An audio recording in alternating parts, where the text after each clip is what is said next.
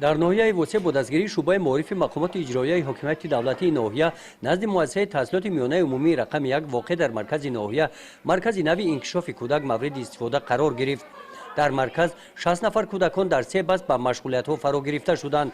барои фарогирии кӯдакон ва шавқовар гузаронидани машғулиятҳои таълимӣ бо дастгирии мақомоти иҷроияи ҳокимияти давлатии ноҳия марказ бо таҷҳизот ашё лавозимотҳои хониш ва ин гуна бозичаҳо таъмин карда шуданд.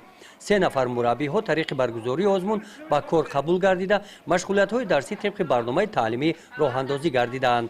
ё кӯдакони 6 солаанд инҳо тарбия аз он мегиранд ки тозагӣ چه خیلی با پدر و مادر مناسبت کردن، چه خیلی با آموزگاران، چه خیلی سلام دادن در آینده و که تیاری این صنف تیاری حساب می‌خورد باید که به همه شرط‌ها و آینده همین مکتب اینها آموخته شوند. کودکان آینده ما هستند.